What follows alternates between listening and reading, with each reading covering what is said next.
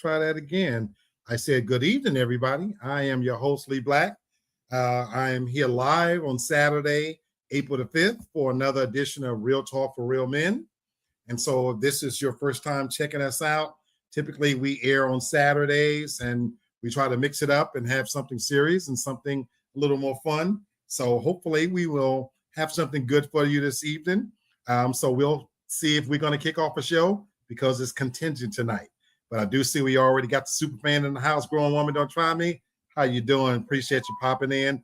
I also have my co-hosts waiting in the wings. Mick Mac, what's going on? Going on, Black? How are you?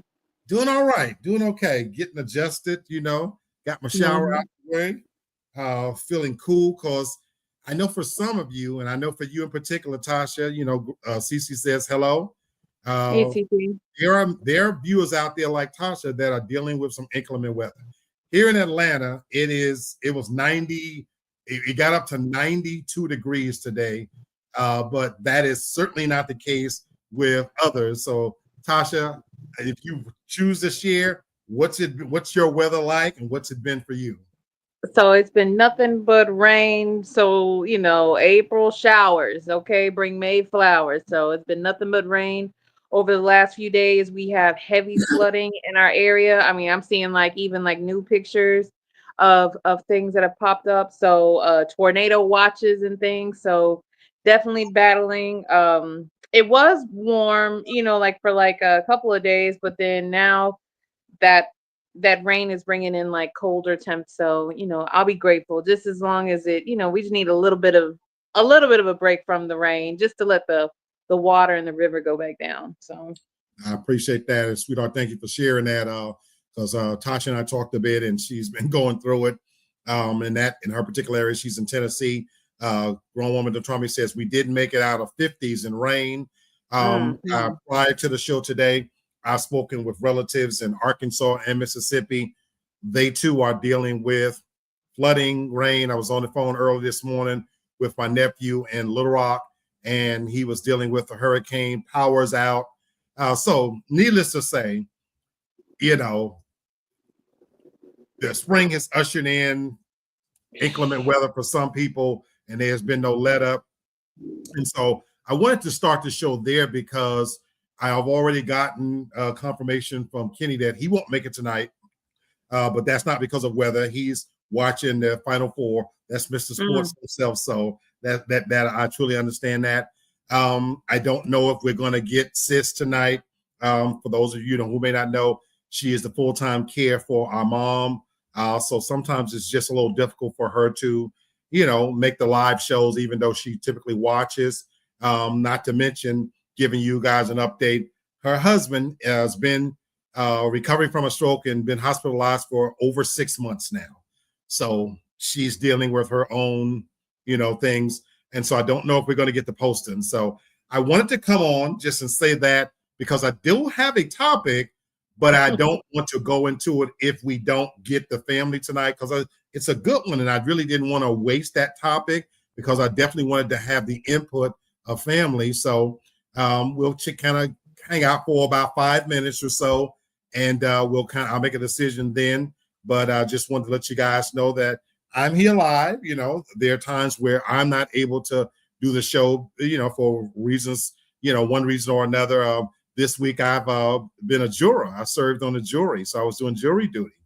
In addition to the fact that it is the second busiest time of the season for me and my work. So it's been a very, very busy week. I gotta share with you guys, which again, I'm in a great spirit. I'm feeling good.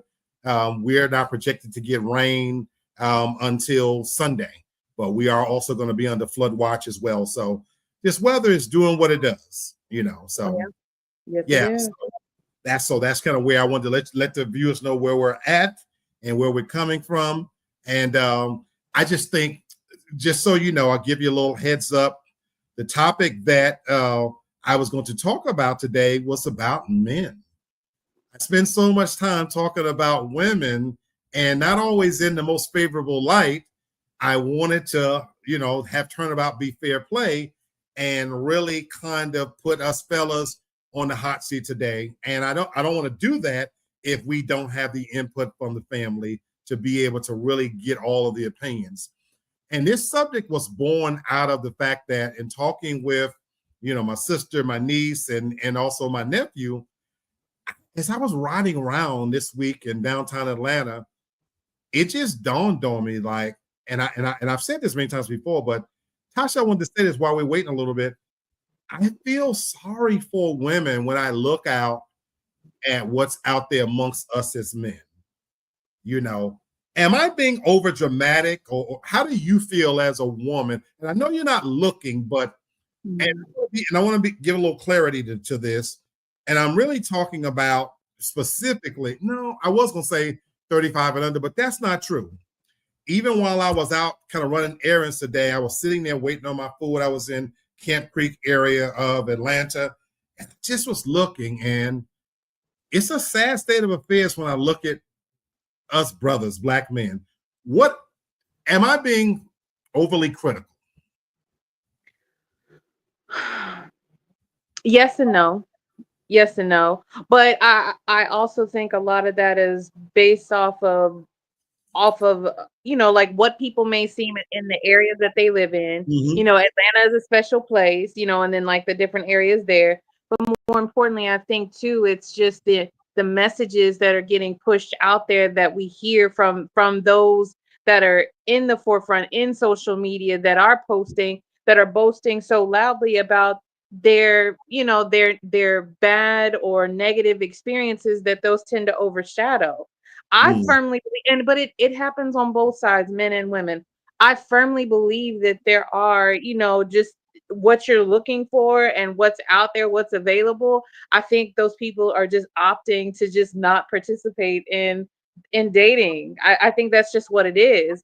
I think that, on the man side, they're just like, you know what, to hell with it. I will, if I find somebody soon, if not, that's fine. It's not a priority. And for women, we definitely are like, okay, it ain't even that serious. Like we can just be ourselves, enjoy our peace. And I think just Right. both sides of the line, the ones who, probably are a part, who could make the dating pool better, I do think that we're just opting to stay out of it. So, you just have a real bad fight going on, a tug of war, going on with the crazies, So I firmly believe that there are still good men and women out there, but it's hard to find them, especially when you see situations. And I know this isn't along that line as far as like dating, but when you see situations like Anthony Edwards and the Aisha, that whole thing right there.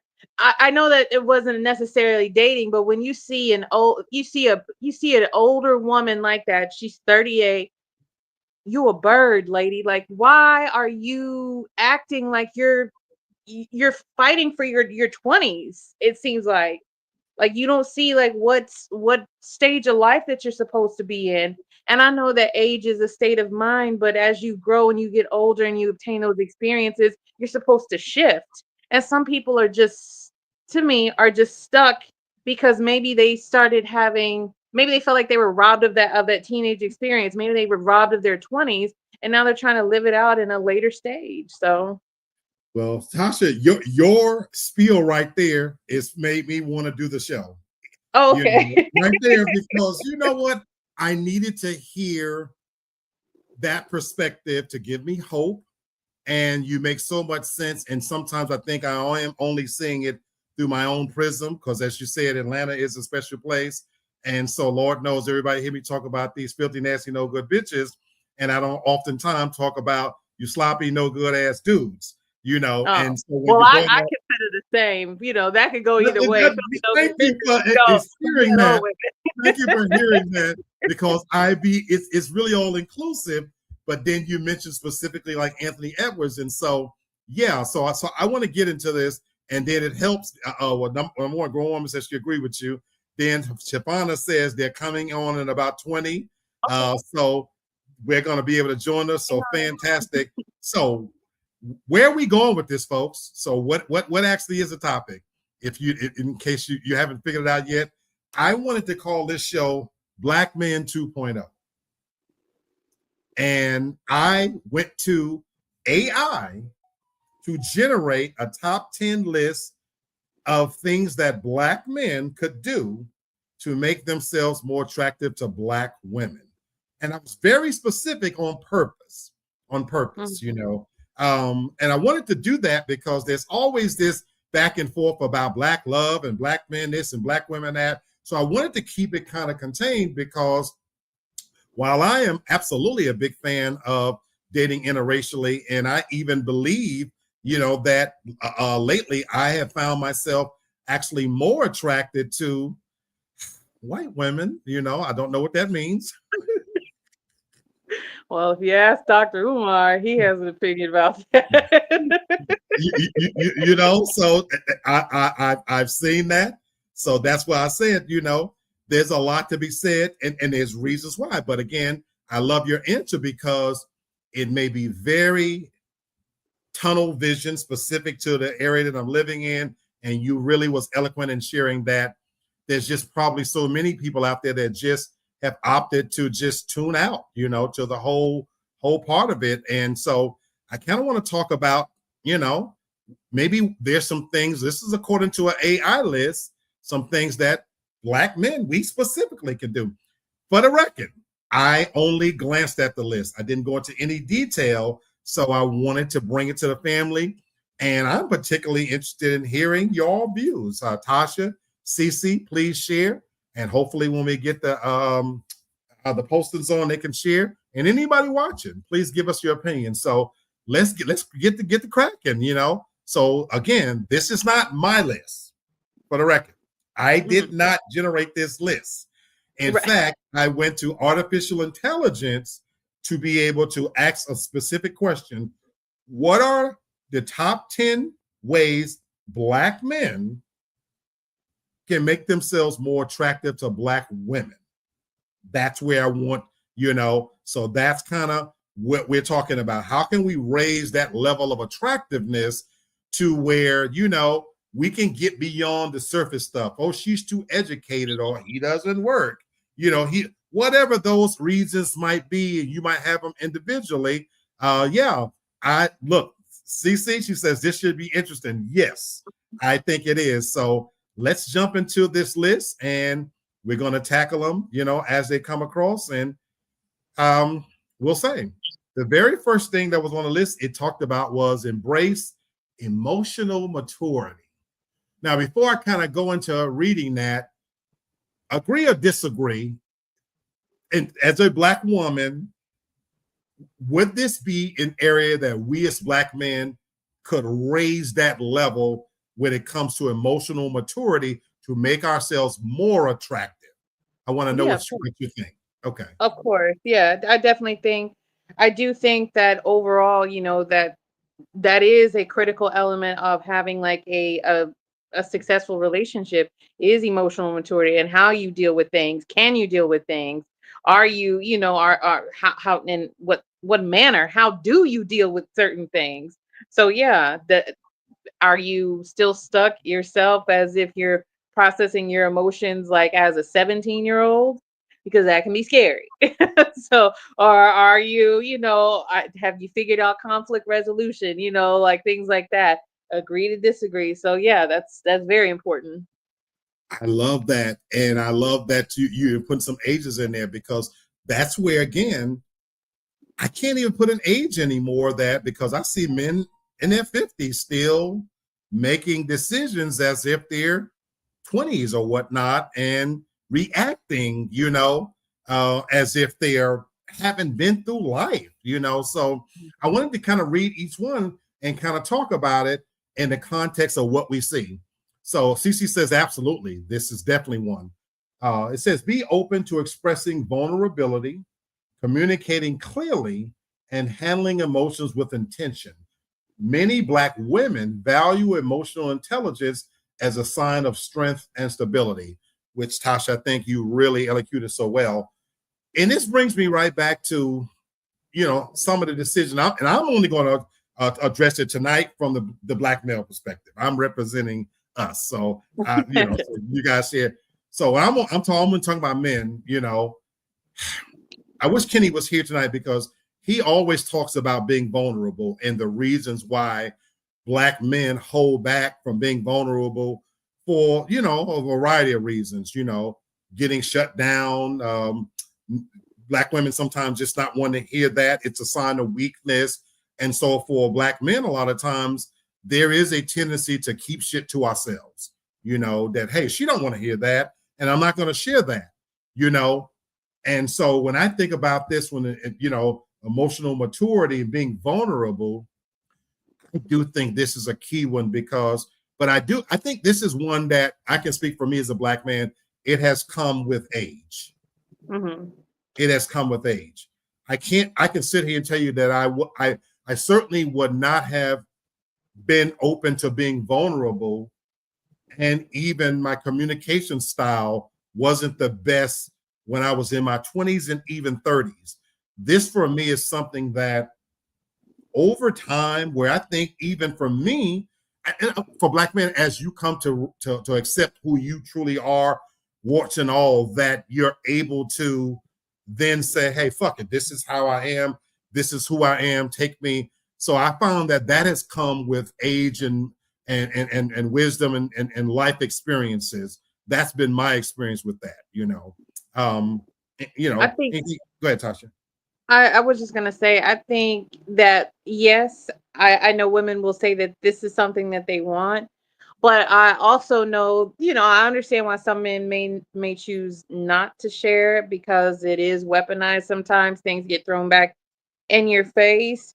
And it's like, and I understand like wanting to be, you know, like wanting to be withholding a little bit, but I can honestly say for myself that, you know, it's impacted relationships that I've had because if someone was a little bit more emotionally vulnerable with me, I would have been a little bit more forthcoming with how I felt. But Wow. I held back because I felt like, you just talked to me in code, so I have no idea what the fuck that Wow. means. So I'm Wow. gonna do the same. So Wow. if you don't know, Wow. I don't know. So we both gonna be lost. So I get that. I get that 100%. I want to ask you and Cece a question based on attractiveness. But Cece says it's that old adage of I have to be strong, can't show any weakness, so it's said. And yeah, Cece, a lot of men absolutely we embrace that role of it. Although I can make an argument for the emasculation of men that I believe has happened, but that's a whole other conversation. But I want to ask you too, when it comes to attractiveness, we're talking about, do you find, you personally, a man like now, a man that does show that level of vulnerability, is that attractive? Or be honest for me, is that truly attractive? Or would you truly prefer that a guy do keep that part inside? I'm curious. no, for me, I would say that it is attractive. But here's the other side of Uh-oh. Uh-oh, I think we lost Tasha. Damn. you She was about to. showing, Like what's Okay, the Tasha, extent of you blacked I off can for a hear me? minute. You said, here's the other side, and then it paused. Oh, I'm sorry. I said, here's the other side of it. Like, what level of vulnerability are you showing? Like, how vulnerable are you being? Like, if Okay. every time you go to tell me something, are you crying? Because for me, I'm one of those people. I get if somebody cries, I'm like, I don't know, like I don't know what to do sometimes. I get nervous myself, so I'm like, I don't know. I might cry with you like the first few times, but then after that, okay, look, we gotta wrap this shit up because if every time you go to tell me something you bust out crying, something else is going on. So I'm so glad you said that on TFG Tonight with Brenton Haynes. Lady D, she was brutal. She was brutally honest. And she was like, I'll give you 5 minutes. And then, okay, get over it. You know, like, so it's somewhat, she wasn't meaning a literal 5 minutes, but you're kind of saying something similar. I hope I'm hearing it right, that you might could get away with crying a little bit, but you said if every time you look up, the guy is crying over it's something, then crying.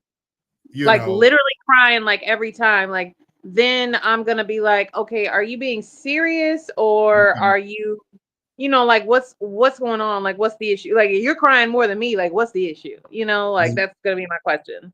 and that's where for me, when you said, Tasha, I watch different things of what's being presented to me.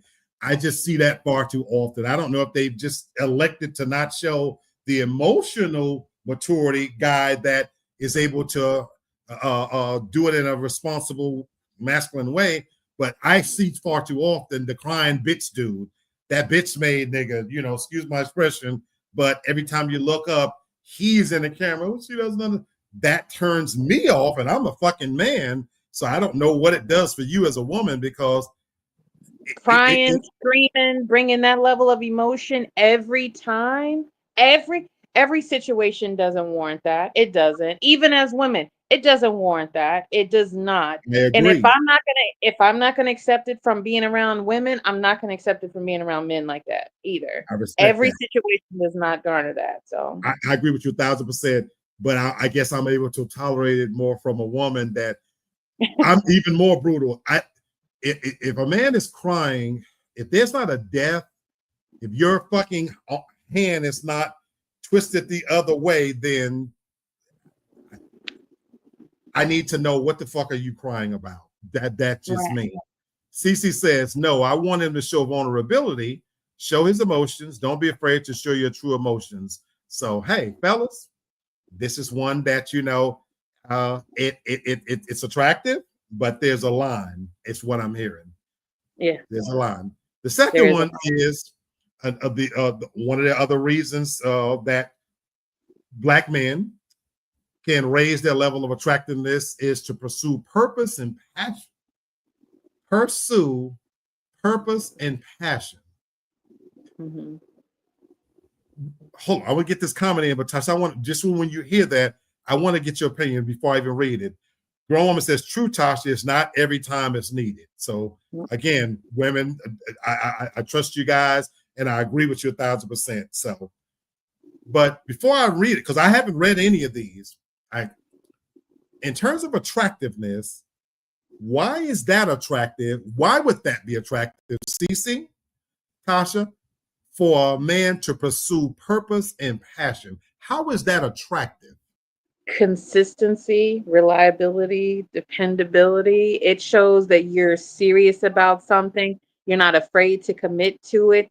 That something like gets you excited. It makes you go like you just there is a want. You have something. But for me, it's the consistency of it. Like that it's something that you truly want. So whatever it is, like you're gonna figure it out. You're excited about it. It's a commitment that is exciting. It shows that you can focus on one thing. Now, whether or not you choose not to is another thing, I but get you it. do have the focus to focus on one thing. So I get it. I get it. And so I want to read this, and I agree with you 1,000% on what you just said. And there's a reason why I want to comment on that what you said because it's something I've always believed in terms of you said that commitment and having a passion and being consistent. It says be driven by something larger than yourself, whether it's a career, creative pursuit, community work, or personal growth. Purpose is magnetic. I like that. I like yeah. that. I like that last line. Purpose is magnetic. Grown women, don't try me, says they have drive. They want to succeed. They're excited about where they're going and their goals. Here's why I really agree with that one. I've often given an example when I was in a dating scenario, and sometimes I've been behind a couple, and me and Tasha used to go see movies every Friday. That was our thing.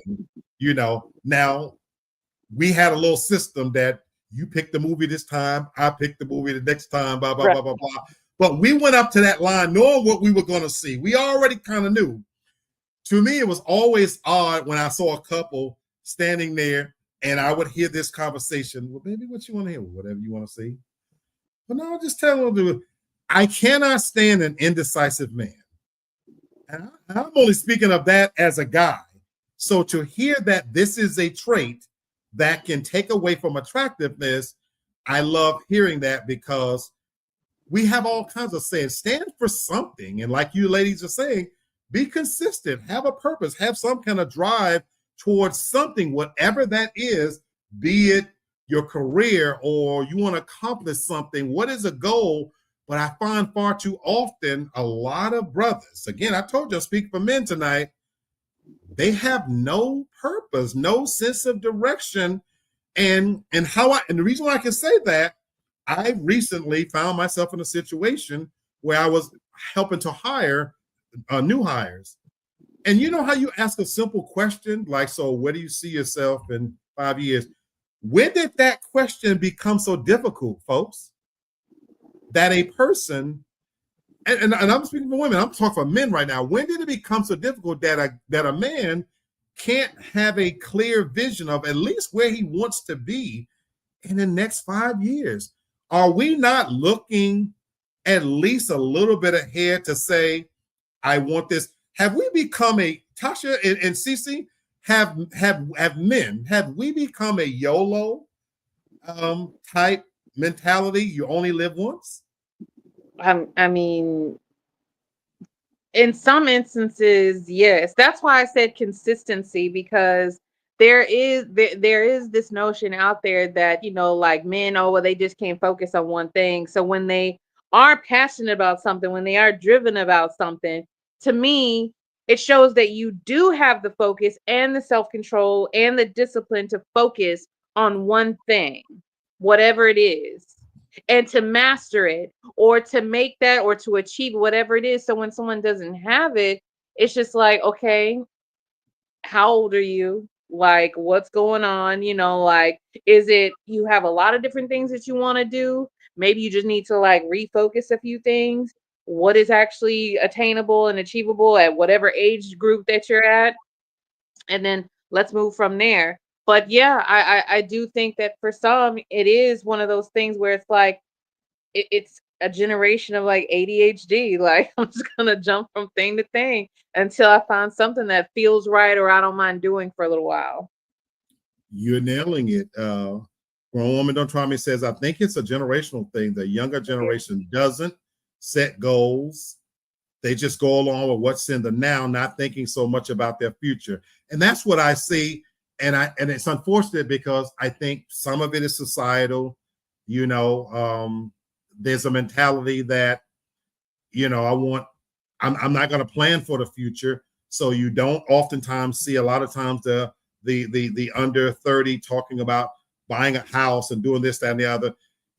I see them bragging a lot of times about they're living now and fuck tomorrow, And then as Tasha said, I even know men who they're always starting something they don't finish. They always have, that old key sweat, I'm gonna do this and I'm gonna do that, Yeah. but nothing is, to Tasha's point, consistent. There's no follow through. And so, fellas, for this number 2, if you want to raise your level of attractiveness, and even though the question was Black women, but I think this is universal, as these ladies are telling you, have a goal, have some passion about something, be consistent, and It'll weed out the people around you too. Like, for certain things, if you have a goal, a passion, a path, whatever it is, if you have this vision of what you want to do, it will weed out the people around you from those that are either themselves that are still treading water, or for those who really don't want to see you succeed. So you nailed it. When I made a decision to go back to school at the age of 40, my so-called friendships thinned out. mm-hmm. And I heard all of the negativity. Why are you going back to school now? You too old. What do you need to do that for? And it did thin out the herd, excuse me, and it ushered in a better collective of positive people around me who wanted to see me succeed. So, Tasha, great point. Absolutely great point right there. All right, let's go on to number 3. Cultivate cultural confidence. Cultivate cultural confidence. I'm going to read this one first because, Tasha, I particularly want to hear your view, with you, one, growing up in a household with both mom and dad, but also having the two varying perspectives of culture. So I want to hear your thought on this. Know who you are and where you come from. Embrace your roots, speak on history, respect the culture, and show pride without arrogance. Ooh, that's a lot going on in that statement. Huh. This How is this is a big one right here because I the last part without arrogance. That's the big part.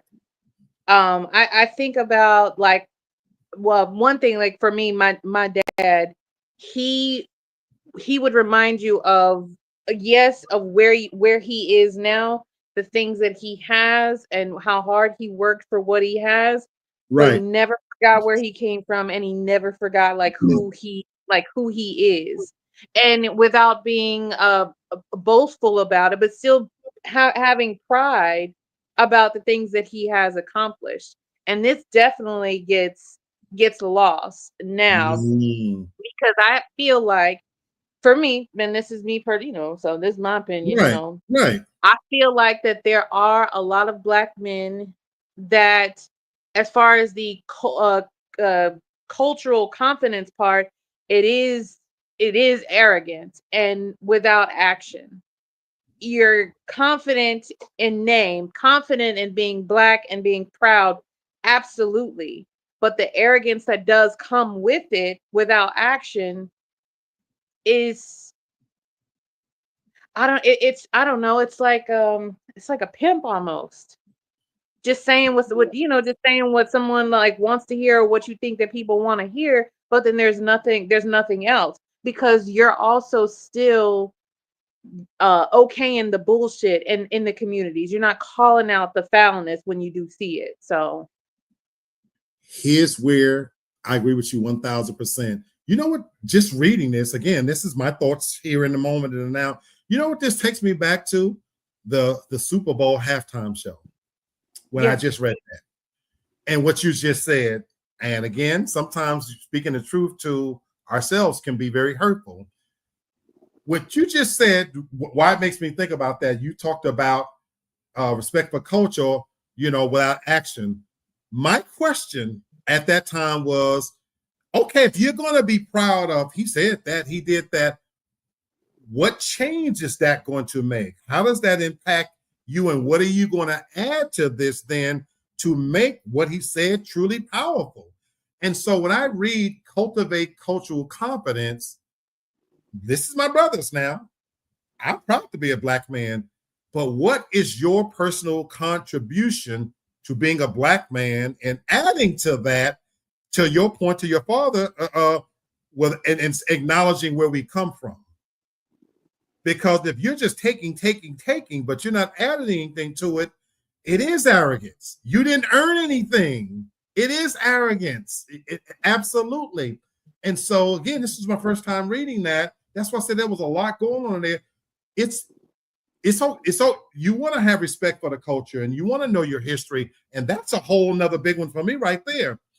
We completely have forgotten our history. The Instagrams and the TikToks is filled with the average black person don't know shit about their own culture or history. And so how the fuck can you add to it or walk around with your chest poked out when you have no concept of where you're coming from and there's no way you can know where you're going. And so we as black men, we bitch and we moan about certain things, and we're not standing on anything that's adding to it. And that I do have a problem with that. And I personally believe that is one of the things that's turning black women off to us. I do truly believe that is one of the big things that's turning them off to us. You want to be a man and be a black man and respect me and this, that, and the other. But if you're not actually adding anything to it, bringing anything to the table, then why? Why should she hail you as this one? Really, not all of us are kings. Not every black Man. man is a king out here. And if you are, you need to act like it. So shit. Oh man. So yeah, that's a big one there. Cece says facts. So I appreciate that. She's talking about either you or me. Cece says not all, but some don't know and don't want to know where they came from, so they can't see where they're going. Absolutely. There's many people that forget about arrogance. They embrace ignorance, Man, and they want to throw the baby out with the bathwater. Fuck what y'all did back in the 40s, 50s, and the 20s. We here now. Shavana says, it's attractive, but I want you to show it, but I don't need you more emotionally than me. So, Hannah, you missed that previous point. Yeah. You missed the previous point. Yeah. So, Hannah's driving the point home again. Don't bring up history, though, and fellas, get all emotional and bitch and moan and cry about it. We're past that. Okay, now I'm going to be real controversial here. We way past blaming a white man. We way past that. Yeah. Fellas, we way past that. I can honestly say, like, for me, no. For me, that shit would never fly. That shit never would fly. That's why I'm saying this. That shit would never fly. You can't, fellas, in 2025, we way past that, fellas. We way past that. Many of you motherfuckers been raised in a sense of entitlement. So then don't turn around and say what the black man and the police and the authority held you down because you couldn't do this, that. Fellas, we way past that. That's not attractive, fellas. That, to even use that as an excuse, that's not even attractive, fellas. We way past that. Any excuse besides taking ownership of it, like, I should have done this, instead I did this, but here's what I'm doing to correct it. Any excuse outside of that is just that it's an excuse. And for me, and I know for me, I know I can be harder on men, but it's because of the example that I have as for men. So I know where my dad came from. I know how, like, what he did to improve his situation. So I'm always going to be a little bit harder on men in that sense. So, and in case anybody don't know this, Tasha knows this about me. I'm super hard on men.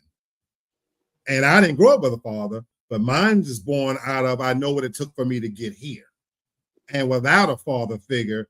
So if I can accomplish that, and growing up in the projects with fucking rats and roaches and digging my way out through education and didn't have to rob nobody, this, that, and the other, you can't use that with me either. There's no excuses for me why you can't get up and go to work every day. So pull your fucking pants up, comb your nappy ass hair, and do something better. I'm sorry, I'm being brutal here. Just do something. Says, we are our own worst enemy. CC, I say that all the time. The blame game doesn't work for me anymore. Man up, do what you have to do to get where you want to be. That I couldn't say no better. I can't say she encapsulated it all right there. Life happens, but how you adapt to it, that's what makes you you. That's real. That's real. Black men, that's not attractive. Yo, we got a man up, as CC says. All right. Another aspect for the brothers on Man 2.0 for things we can do, to make ourselves more attractive to Black women. Prioritize physical and mental health. So I got half of this. I can speak on half of it. But, and I'm being so serious here. But prioritize physical. But without reading this, because again, I have not read it, I don't know what it's going to say when it comes, because I'm thinking about something different when it comes to attractiveness. But I could say, obviously, the physical part, how we carry ourselves, But I hope this is not just focusing on the aesthetics, Not every man has been blessed with physical good looks. You know what I'm saying? We're not all 6'3" and 182 pounds and 2% body fat and got muscles in a six pack. That's too skinny anyway. That's too skinny. 6'3" and 182. That's too skinny. It needs some meat on the bone. And there you go. I don't know what's considered physical attractiveness. And then, contrary to popular belief, not every Black man is blessed with a big dick either. There's just as many small dick dudes walking around here. Some of us are fat. We come in all shapes and sizes aesthetically. So I don't know what this is going to say. So let me read this. And then Oh, I was going to say, can I share what, for me, before you read it, please, can I share for please, me what I think please, it means? please. So as far as like prioritizing physical and mental health, I think is pretty self-explanatory. Like when you, how are you coping with stress? Like what are your, stress Next. techniques, things like that. Any sort of issues that you're going through, whether it be grieving or whatever. How did you navigate those waters? I think that's self-explanatory. As far as like physical health, are you going to the doctor regularly? That's the big Ooh. thing. Are you going to the doctor Ooh. regularly? Are you just grooming yourself? I'm not saying not every person Ooh. has to be in the gym, just with the physique. I'm not saying you got to be a gym rat or anything, because I feel like we all have, areas of opportunity there, but at the bare minimum, like, what are you doing? Are you putting on clean clothes? Are you washing your clothes? Are you Ooh. cutting your toenails? Things like that. Like, Oscar, you killing that's it. what I'm thinking. You That, that's killing what it. that's how You I see killing it. it. Yeah. I ain't ready, but you killing it. I'm sitting in front of shout out to the restaurant they call Big Backs here in Atlanta. It's a new spot, but it's literally called Big Backs. I shit you not. It's by a proprietor from New Orleans, authentic New Orleans food in Camp Creek area called Big Back. Shout out. And I went there today, and I'm sitting there. They got a beautiful establishment. It's small. It's organized. This, that, and they're authentic New Orleans and people in there. But as you sit there, the area that it's in, I'm on the phone with my sister, and I'm telling her every time I come out of this area, and I've been going in now for a couple of months, there's a whole lot of faggots walking around. I know that's not politically correct to say it that way, but it is. But even the ones that ain't obvious, faggots, the guys walking around, and mind you, it's 90 degrees today, and I'm looking at all the guys standing there, the thugged out ones, tattoos, this, that, and the ass is showing. And I've said to myself, now, the funk gotta truly be treading down the crack of these niggas' ass out here. And yet, when the sun go down, somebody gonna bend them over and stuff a stick in there without them washing their hair no tooth. And you wonder why diseases. So I always talk about these nasty, no good bitches. Fellas, you're just as nasty. Some of you is just as nasty. As Tasha said, you don't have simple grooming habits. And Lord knows, hanging out with the fellas all day and then pinning your legs behind your ears without washing nary hair on your ass, it ain't cool either. I'm just saying. Okay. Let me read this part on prioritize physical and mental health. It says, taking care of your body through fitness, grooming, and healthful living is key. But don't sleep on therapy, meditation, or journaling either. Holistic health is sexy. Ooh. Tasha literally talked about a lot of that. Holistic health is sexy. So I am not a big on holistic approach, but I see some benefits of it. And as an alternative to just constantly popping a pill for everything. And that's where I do like where it talks about prioritizing that. And Tasha, you nailed the big one for me. Going to the doctor. It sounds so simple. But we already know, this is not my opinion, a lot of Black men die simply because they don't go to the doctor and get diagnosed or address medical needs. Tasha, am I lying about this? No, this is, I don't know what it is with men, Black men particularly. Like I don't know. It's just so scary. It's like once they hit a certain age, going to the doctor, unless there's like an extreme issue, is I had the hardest time convincing my brother to go to the doctor. And I'm like, you work in the health industry. Why wouldn't you go? Your job, you have company paid insurance. Why wouldn't you take advantage of that? Right. Every time I think I have tendonitis right now in my arm. I got to go to the doctor. I got to go see about my arm. Okay. This is where women look. I want to thank Tasha publicly. I've been blessed to always have as a best friend women because I would have been that guy too. But I've always had a Tasha to say, no, Black, your ass need to go to, whether I live near her or not. If I'm complaining about something too long, she is one to say, well, have you gone to the doctor? Well, Black, don't you think you need to go to the doctor? And so I've been blessed to always have had women, because she's right. If I depended on men, you know what we do as Black men? We self-diagnose and share that information with each other.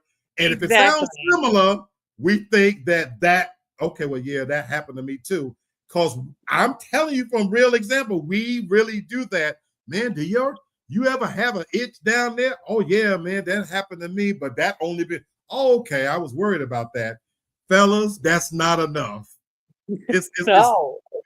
We can't depend on each other to self-diagnose. And Tasha's so right.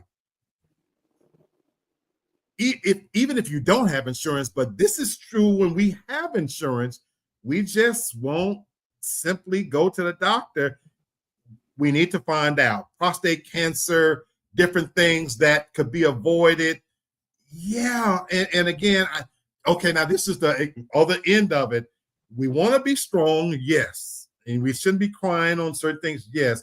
But fellas, if you know something is not right, be in tune enough with your body to say, well, look, this is not normal. I should not be having a sustained headache going on for 2 weeks. This pain that's happening in this area, that's not normal. And it's okay. And then here's the even best part of tell Black men. Don't get in a doctor and then hold shit back. Oh, you know where I'm going with this, right, Tasha? Because that doctor is not judging you. So look, when they ask questions, even simple as, look, what is your sexual orientation? Fellas, they have a Hippocratic oath. They have a responsibility to not share your privacy. That's not the time to not tell. Well, I'm gonna tell them about the pain in my knee, but I'm not gonna tell them about the pain I've been having in my chest. That's not the time for that, fellas. Oh, I don't want him to know that I've been smoking. It's the time to tell every fucking thing your head could hold so that you can get the proper diagnosis. Please, fellas. And yes, that it is attractive, I think, being responsible for your physical health. CC said, I'm blessed with a man who takes his health serious. Bravo. Bravo. I'm glad to say, CC, I'm that way now. At the beginning of this year, 2025, I hit all my doctor's appointments. Planned it, executed. I wanted to start this year off making sure that my numbers was right. Making sure I did a full physical. I did all of that. I had my eyes checked. I've been to the dentist. I did all of those things because, again, let me see what I'm dealing with, and I rather know. So, yeah, take that shit serious. She says, your body talks to you, lets you know when something isn't right.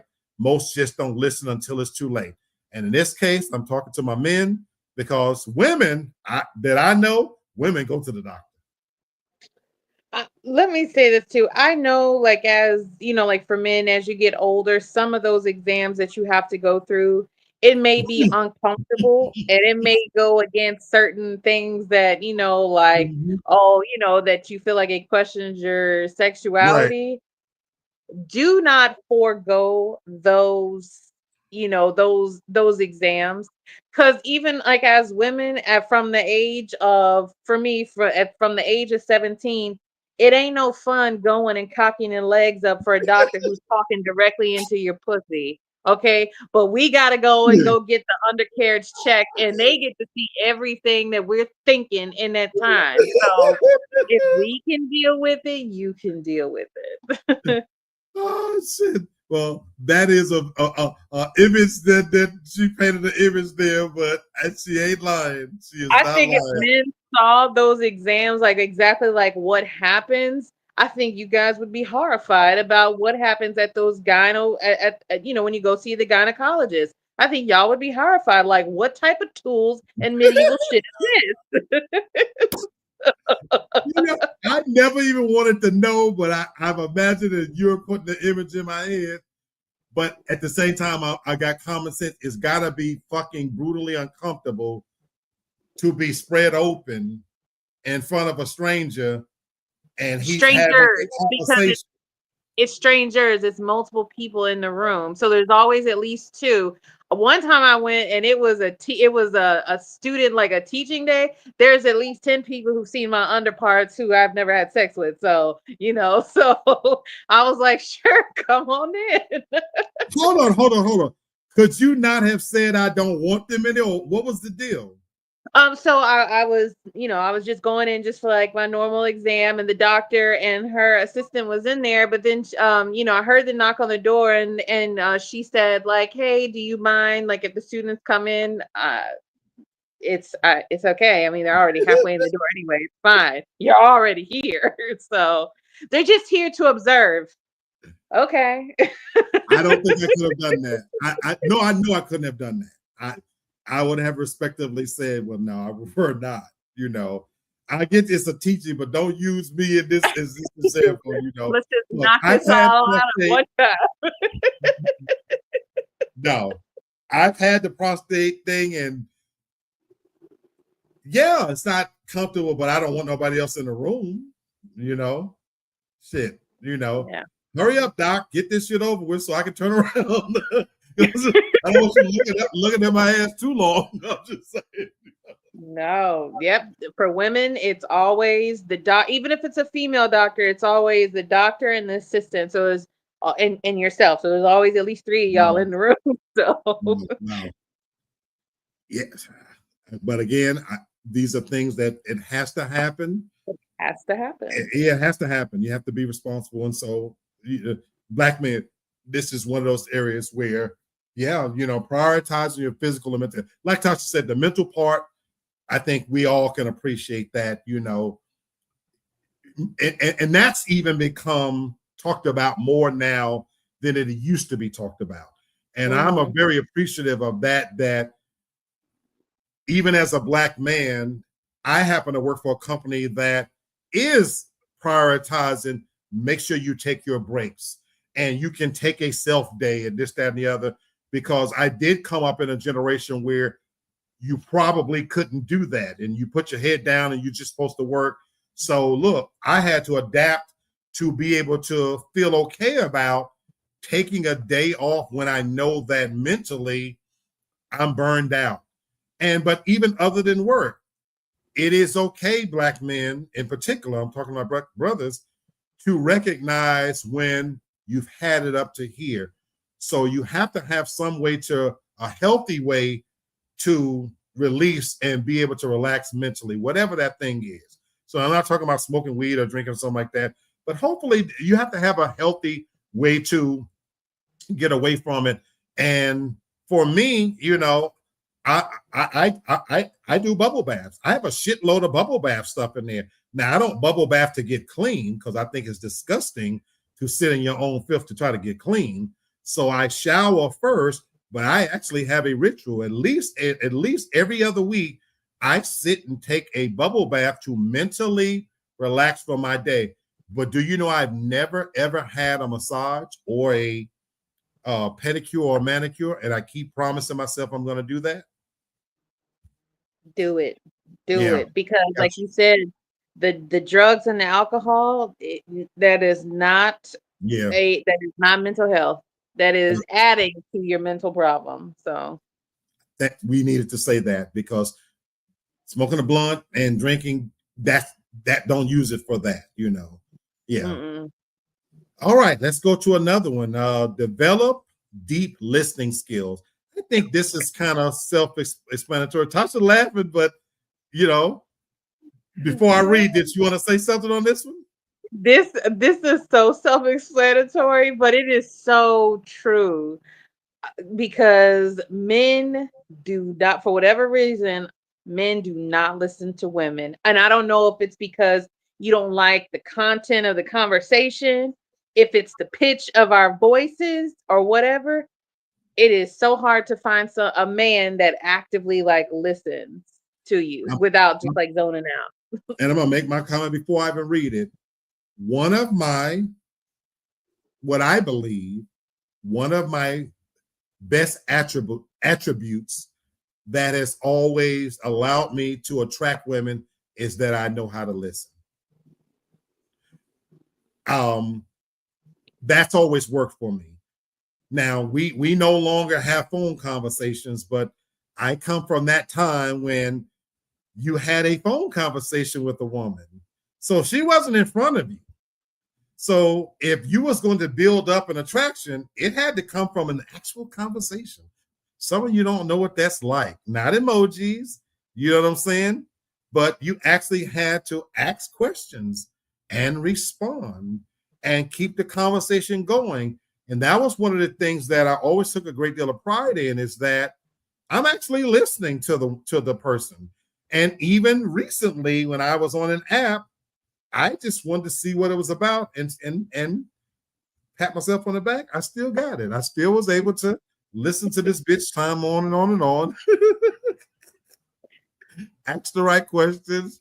And she found herself attracted to me based on I was able to take the conversation. She found it attractive clearly that, man, he's really having a real conversation with me. Now, this was an older woman too.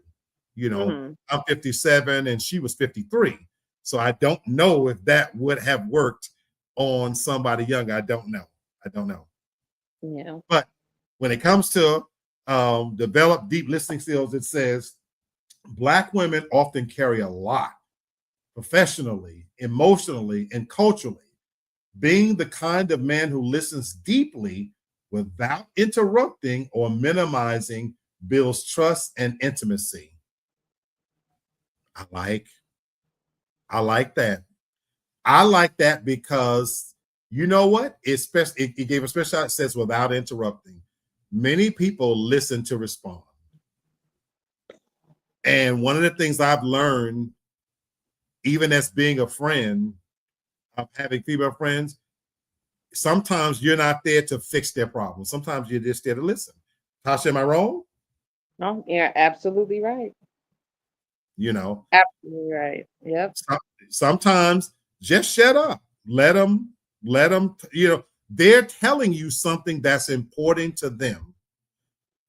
And it sounds simple, but it's okay to not have to have an answer for everything, because you don't have the answer sometimes, you know. Tasha, go ahead. I was just gonna say it also helps too that if you're actively like listening and engaging like in a conversation, even if it's something that doesn't interest you, or in your mind you could be like, I could give two fucks about it, whatever it is.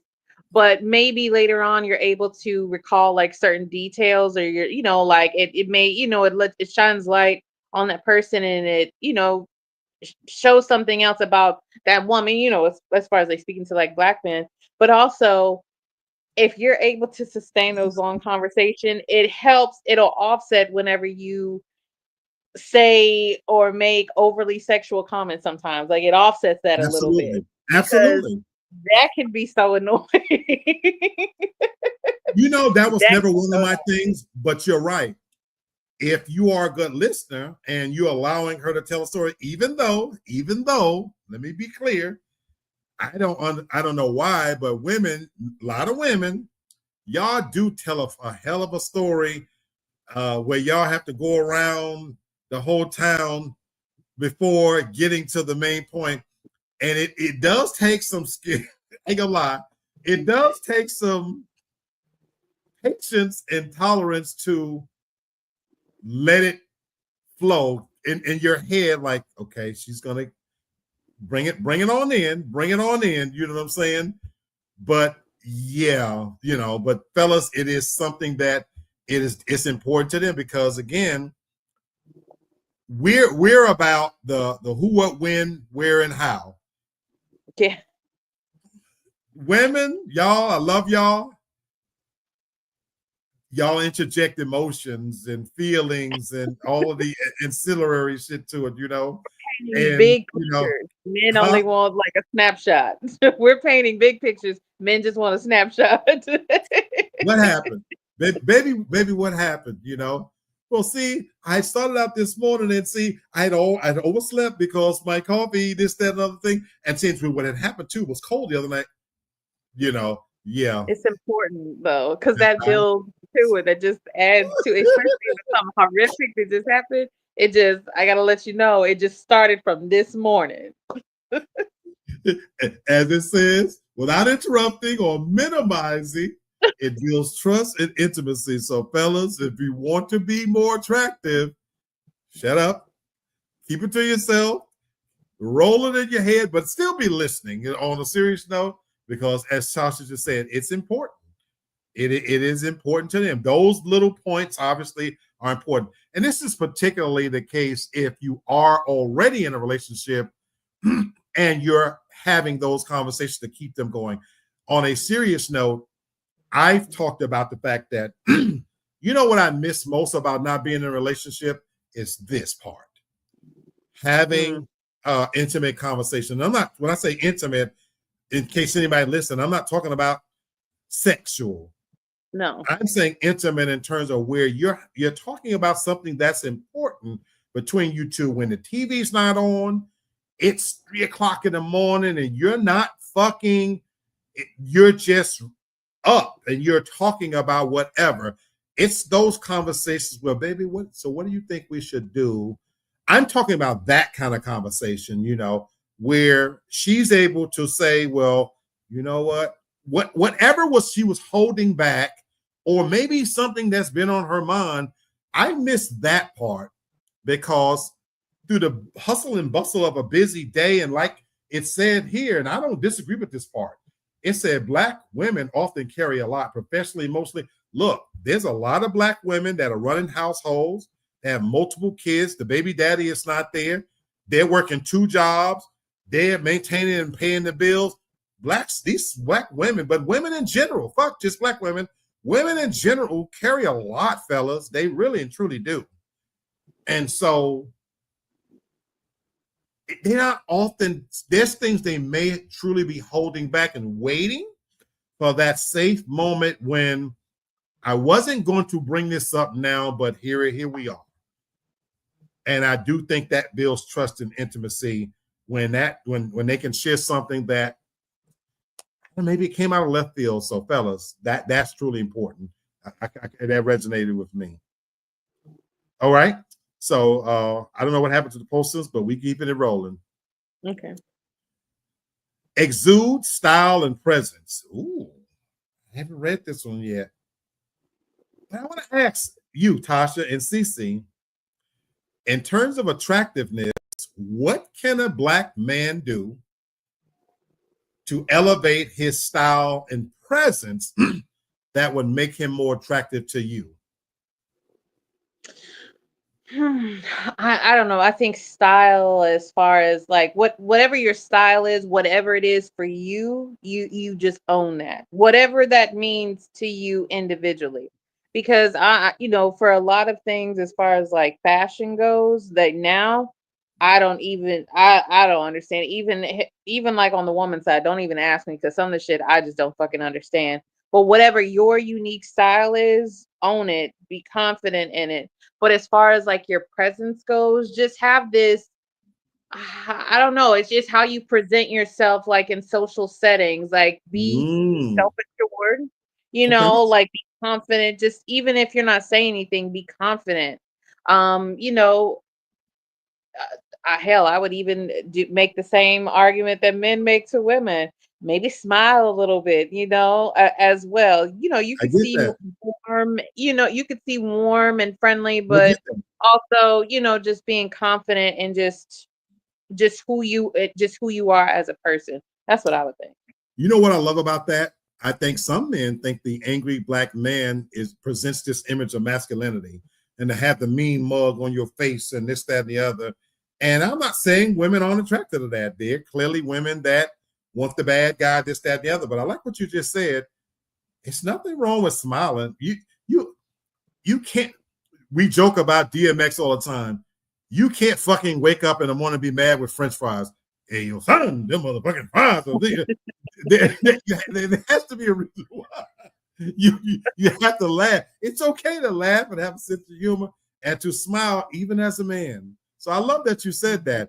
Cece says, yes, Sasha, all of that. She also added that, ask me about my day and be concerned. Listen to my responses. It means a lot to me that you show concern. Oh, the fellas. previous. Okay, yeah, for the Yeah, previous one, yeah. yeah, the previous one. Mhm. But she was also agreeing with you when you said about the men. But yeah, fellas, what Cece said there. Look, this is coming from a this is someone who's got experience. She's married. She's weathered the storms. Fellas, you have to ask them about their day and then listen to how to. I joke a lot of times, and I'll be joking. I swear to God, on the souls of my brothers, you know. But when I'm in a relationship, I swear to you, on the souls of my two brothers, I always knew that was important, and so I didn't ask that in passing. You know, there was really that. If I was driving my wife home, or when she settled in and she put her stuff down, baby, how was your day? What happened today? Because we do that with children, right? You Mhm. know, what happened in school today? Why do we think that it's not important to hear what happened in her day? That is very important. And then hear what she's saying. Oh man, like wow, and like you said, show a little bit of concern. It goes a long way. As far as presence and style, Cece says confidence exudes sexy to me. Now heard that many, many times. And I said even at the top of the show, Cece, I don't know too many women that likes an indecisive man. Confidence always is sexy. I think Teddy P made his whole motherfucking reputation off of being confident. And comedians have joked about it. When he said turn them damn lights off, he said turn them off. And he said it with some bass in his voice. So confidence is always sexy. It says here, you don't need designer labels, just intentionality. Keep your look clean, your fit intentional, and your scent memorable. Whoa! How you show up says a lot. I love that. I love that because I swear I've not read this, but in my club days, Tasha clubbed with me, so she can tell you if I'm sitting here lying. I have never, ever, never, ever been a label guy. In fact, I'm too fucking cheap for that. Tasha knows this about me. Right. I bought my clothes at City Trends at the height of my fame when I was a god in them clothes, folks. I'm trying to tell you, I bought my shit at City Trends, and I would go out with my counterparts, nephews, their friends, this, that, and the other, and they had on the Sean John, this, that, and the other. I stood out. It's how you carry yourself. And not that they didn't get attention too, but it's how you carry yourself because I had my own sense of style and I always smelled good, and that haven't stopped. Anybody who knows me, hygiene is very big. My route, if you come visit my place right now, there are 30 bottles of cologne sitting in my bathroom. 30. I put on a different cologne every single night. The reason why there's not 31 because the thing only holds 30. There are 30 bottles of cologne. I literally shower every night and I spray on my cologne. When I make my bed, I spray perfume on my sheets. It's my style. It's my presence. It's the way I carry myself. And I never did it for, oh, I hope she likes this. It's just who I am about being neat, about being clean, and about being intentional. So I love how they really put that. It says, keep your look clean, your fit intentional. So I never went with the fads. I've never worn saggy jeans. That's never my style. I've never worn skinny jeans. I have my own style that my clothes have to fit me a certain way. And that was even before I was a fat man. So, you know what I'm saying? CC says, now that's straight facts. Nothing wrong with city trends. Any brand looks good on you if you are clean and well kept. I've always believed that. CC, I've always believed that, and I don't knock people who wear whatever the thing of it was. Number one, I'm too cheap for that. And if you clean and they neat and you together, and you step in the club and you exude confidence, it wasn't too many pussies I couldn't drag home, I gotta tell you. So I love that one right there. All right, here's another one, folks. show up for the community. Now, I haven't read this, but I want to ask you, why would this be considered an attractive trait that Black men could elevate to make themselves more attractive, showing up for the community? I haven't read this. Just a willingness just to help someone else. Just, Ooh.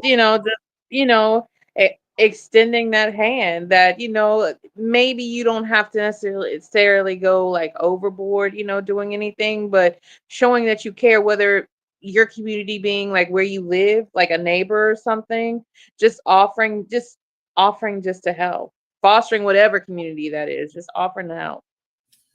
Wow, I guess I'm gonna read this because again, and I'll move along quickly. I don't want to keep us too long. This one says whether it's mentoring youth, supporting Black-owned businesses, or being politically aware, active care for the community reflects shared values. This is the first one that I don't necessarily practice, and I don't know if that's taking away from my attractiveness. I could see where it would put me in a position to maybe be seen. But this one, I'm gonna be honest with you, I would struggle with in many ways because we're gonna be brutally honest. This is real talk here now. Mentoring youth, I don't like young people. Well, okay, hold on.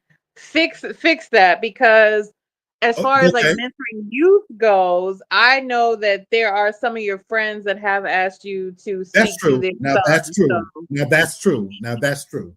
Thank you, Tasha. That's true. Yeah, you know what? If you know me, I am more than happy to always step in. I have really good friends that Tasha's right, that I continue to mentor. I continue this to this day, hey, Black, can you, absolutely. So yeah, Tasha, thank you for sharing that. So yeah, that's not 100% true then, but it's just that I find what I see in the young people now, it's the reason why I stopped doing a substitute teaching, because that's a whole nother world. But Tasha, thank you for sharing that. It says supporting Black-owned businesses. Whew, Lord, sorry. Can't.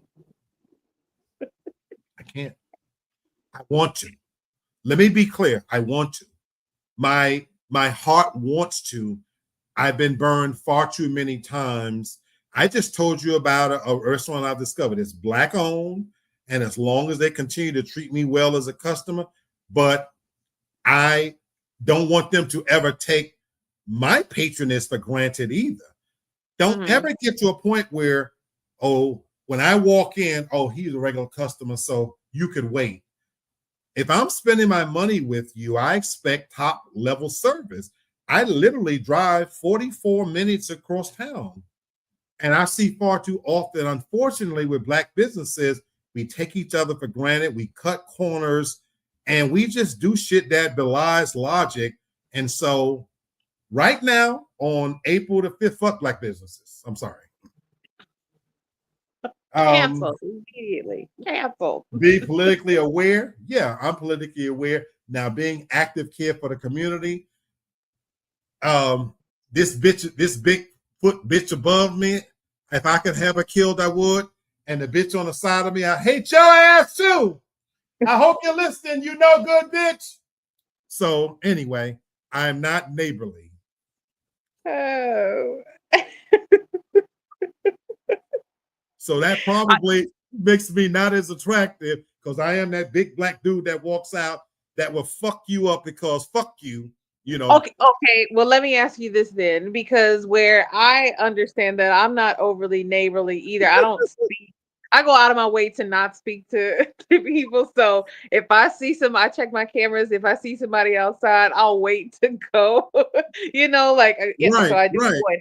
However, on the other side of it, if you went outside to your car one day, Black, I'm asking you a question. If you went outside to your car one day and maybe a neighbor or somebody was having car trouble, maybe needed to jump, would you offer to help?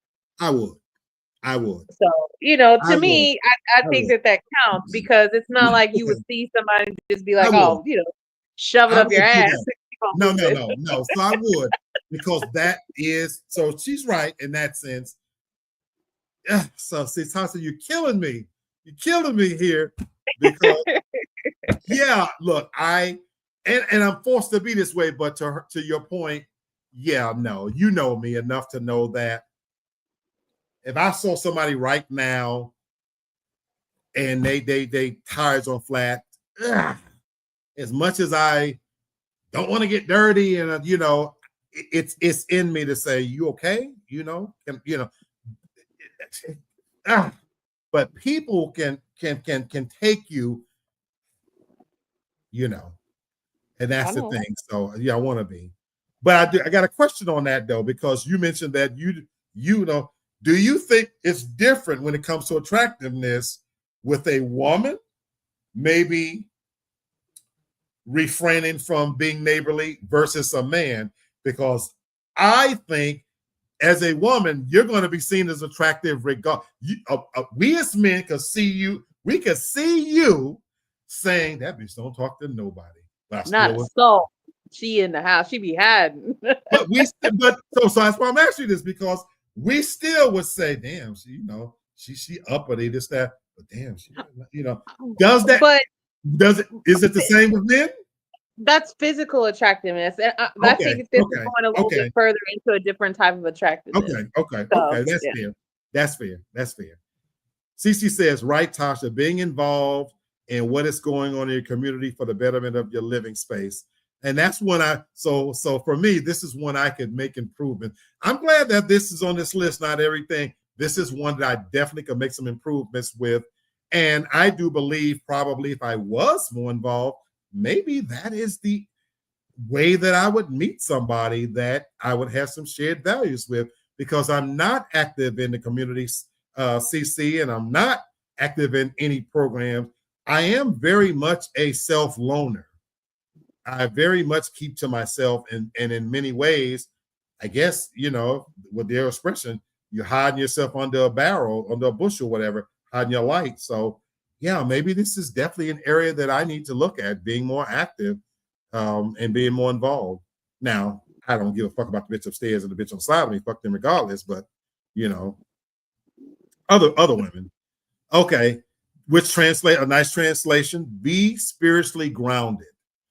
How important, Tasha and Cece, is a man's spiritual aspect in terms of being attractive?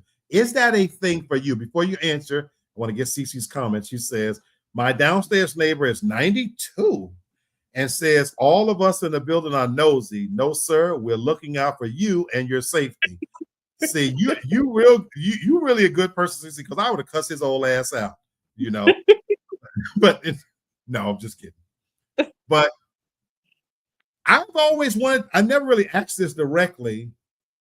And Tasha and I, we have some fascinating conversations when it comes to religion and spirituality. But I'm curious, Tasha, because I don't think I've ever asked you this. Does a man's spiritual nature factor into your attraction to him? And you too, Cece. it does, because you gotta believe in something.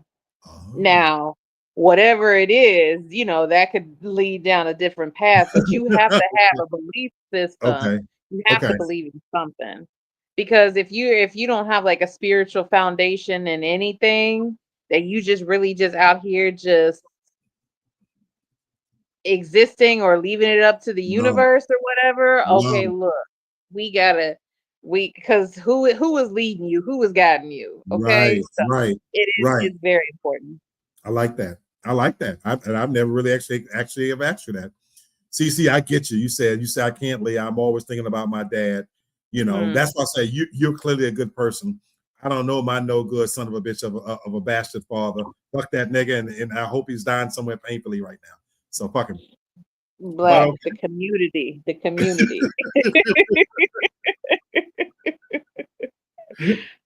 For spiritually grounded says, whether you're religious, spiritual, or philosophically rooted, having a moral compass and connection to something greater is deeply attractive to many. Tasha, you killed it. You literally killed it. And I respect that. So, fellas, you have to believe in something, we're being told. And I agree with that anyway. Grown woman says, yes, it does. You have to believe, or you're just going through life existing and not living. You and Mm-hmm. you and Tasha in agreement, and I agree. And this goes back to the early part of the conversation. For my younger brothers, this one here is big. I think that YOLO is great, and I don't disagree with every aspect of that. I like with some of the younger generation where they're not saying, I'm gonna work 40, 50 years before I can travel and do this and that. I love that about you guys, and embracing that you have to live in the moment now. And Tasha has taught me even to incorporate aspects of that. It just today, Tasha, you'll be proud to know that instead of going back to Total Wines and More, looking for the $5.99 bottle of wine, I bought $12.99 bottle of wine All because right now, progress. progress. Because why not? I worked and I wanted it and I deserve it. So I get aspects of saying, look, taking care of yourself and treating yourself well is important. But when it comes to spiritual aspects, I love how it put it. Whether you're religious or spiritual or whatever your philosophical beliefs are, believe in something, because I do think women want to know that if you have a belief system in something greater than yourself that gives you some purpose and giving you some direction in terms of how are you basing your decisions? Because how in the world do you expect, this is for Black men, a Black woman in particular, to turn over the reins to her household to you if you have not demonstrated that you make competent, good decisions, and she wants to know, well, what's leading you to make those decisions? Yep. So you have to show that. Treat yourself, don't cheat yourself, Lee. I'm getting better at it, CC. I'm getting better at it, and Tasha's words were literally ringing in my ears. I was sitting there on the phone and I was like, I told Sherry, I said, if I told Tasha this right now, she'll like, Black, you act like you damn poor or something. Buy that damn bottle of wine. Just buy it. It'll be fine. You'll be you know, so glad you did. and I was, because when I played it out, like by the time I drive all the way to one, get the $5.99 bottle, have to come back to Kroger's to get my ices because I got to get them home last. What have I saved? And Cherish was on the phone with my niece saying it's about convenience. And again, you're $12.99. So Tasha, your words was in my head, like, Tasha, I'll be in the grocery store looking at something like, I ain't paying. I ain't paying that. I ain't paying that. It'll be fine. Just you know, do, if it's what you want, just do it. Black men, get yourself a Black woman friend for sure. Here's another one. Respect and uplift Black women publicly and privately. Now, I think, again, this is a no-brainer. And this would go for any, cultural, white, Black, Indian, whatever. Any woman is going to find you attractive if you're respecting them. And I don't even think I need to read this one per se. Mm-hmm. You don't have to comment on that because, again, but the only part I will say is don't just do it publicly, privately, And so the family would be happy to know, contrary to what some of you may think, I always espouse these nasty, no good bitches, but I also make sure I love me some Black women. So just know that, Now, it just so happens that I also love hoes and bitches too. But okay. Stay couldn't help it. Stay curious and keep growing. Cece says maybe Tasha can convince you to stop shopping at Family Dollar. That ain't gonna never happen. That ain't never gonna happen. Never gonna happen. Family Dollar, Dollar Tree, as long as they're in existence, never gonna happen. The only way that's gonna happen, CC, if those stores don't exist no more.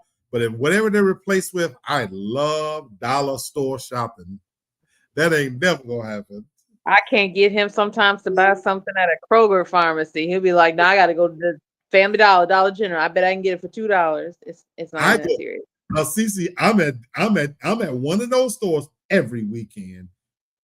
Dollar Tree, Family Dollar, or Dollar General, and I get all of my goods from there, just about. So, so that ain't no. I'm gonna read these next three in the interest of time.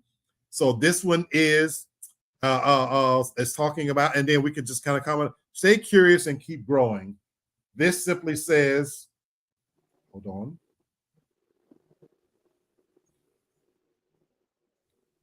Oh, that's the last one. Beautiful. We made it. This is literally the last one. It says, be a lifelong learner, read, ask questions, travel, challenge your biases.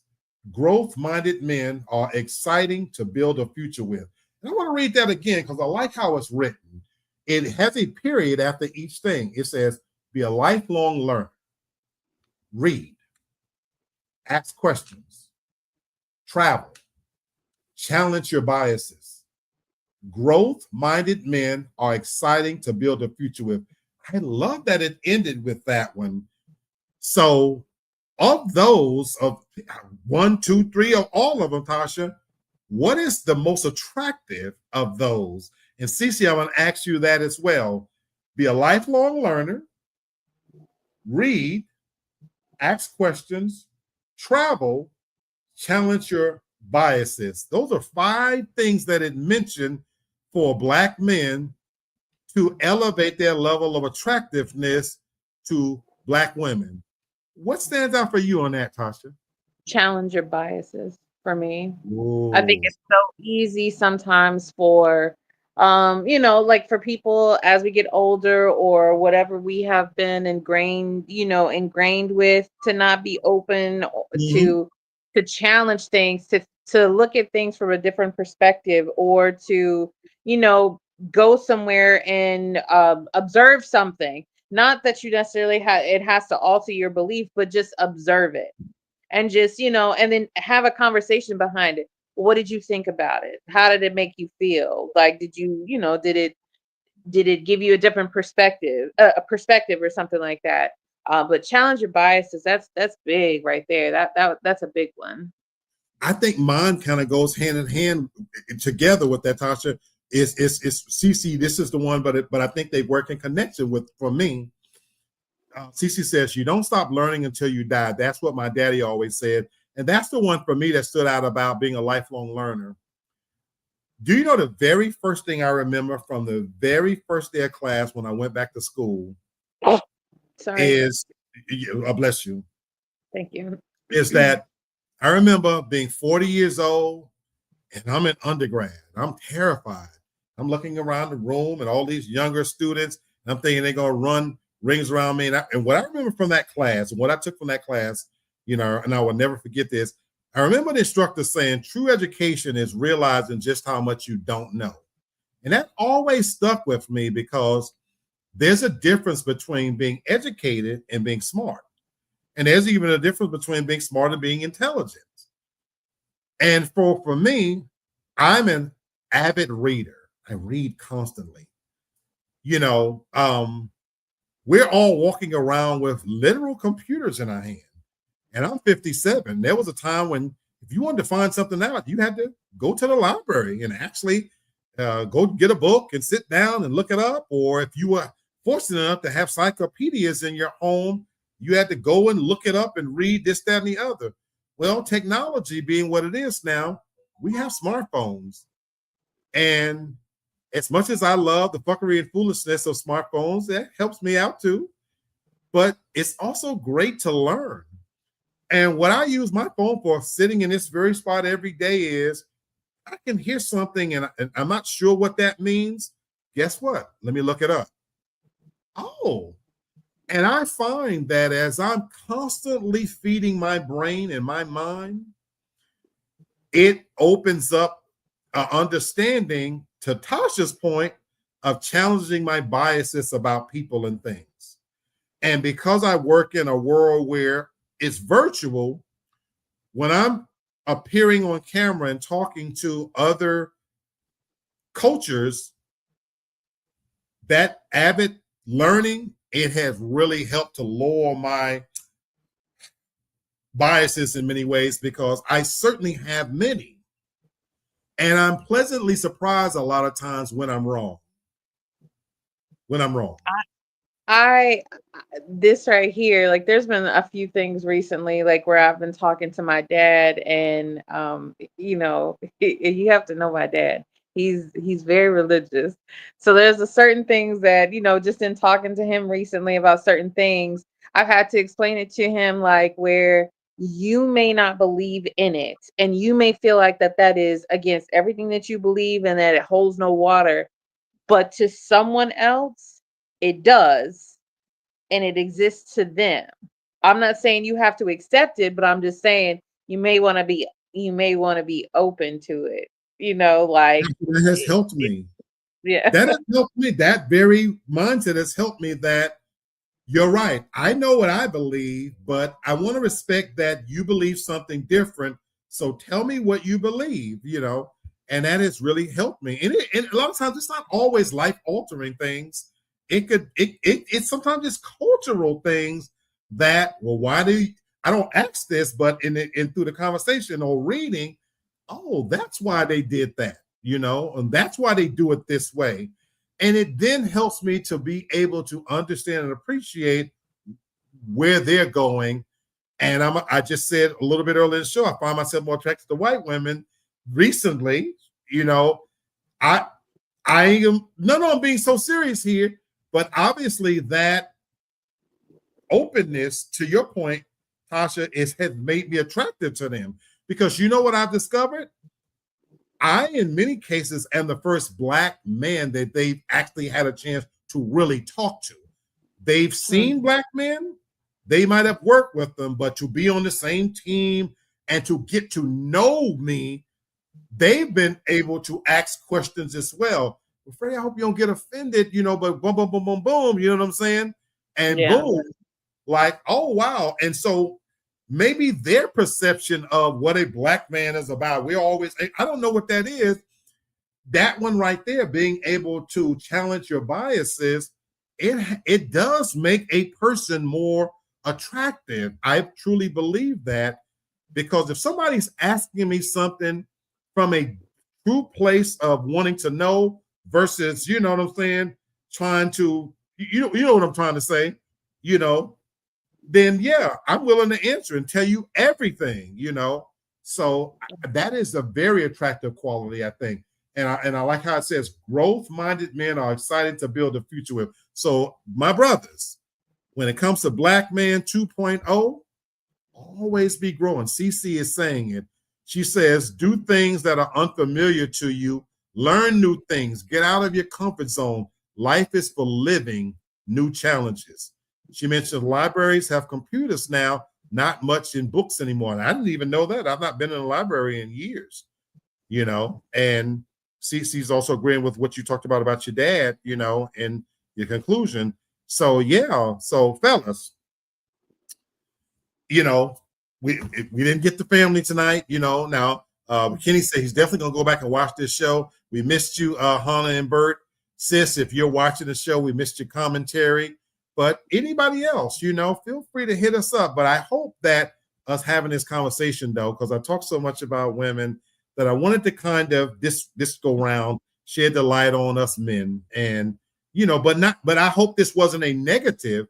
I wanted to talk about it in a way that, what are some things we could do to elevate our level of attractiveness beyond the aesthetic? Yeah. Look, I'm 57. I've accepted that I'm never going in the gym and I'm never going to have a six pack. Never, ever, never, ever. That's not going to happen. I'm going to be a fat fucker until I die. They're going to bury me in a casket the size of a piano. It is what it is. With that said, I don't think I'm ugly, so, I appeal to some people. But again, what can I do as a Black man beyond aesthetics to present myself better for my sisters, but women in general? I would even extend it to be more attractive, because we attract what we are. And so I love this list, so that, there's some things that I was able to hopefully take away from it, to really do an honest assessment. So I do have men who watch this show. And that's why I wanted to do this. Tasha knows this from the very beginning. It's difficult to get men sometimes to come on, but I have believe it or not, I have a lot of male viewers. They don't speak up, but they watch my show religiously. So, fellas, this one was for you. Have those conversations with your significant other, good friend. Have them with us. Bring it to me if you like. But I hope you enjoyed the list. And yeah, as always, we still got a lot of work to do. You know, I'll end it there. But look, CC, thank you as always for popping in and joining us, making the conversation live, to being a part of the panel. You are family. You're not a guest, you're a family. And of course, I thank Tasha. I want to thank you, Tasha, personally. Folks, she's dealing with inclement weather. And this has been a tough week for her. So thank you, sweetheart, for popping in. Your first comment made me want to do the show, so I appreciate that, and again, I always love seeing you anyway. So me and Tasha said this before, and I'll say it to you guys. The weekend go by so quick, folks. Please do something to enjoy the rest of the weekend, whatever that is. Find you a good movie, a good book, play some music, take a hot bath, shower, whatever. But we already at 9:36 if you're on Eastern Standard Time. Thank you for popping in and enjoying the show for us, keeping us honest. Said, stay safe, Tasha, praying for all your works out there well for you. Absolutely. So, Big Mac, you know to call me if you need anything. But, sweetheart, start your phone up, find you a good movie, a good show, and enjoy the rest of your weekend. CC, have a great weekend. And everybody else, peace out. Have a good one. Till next week.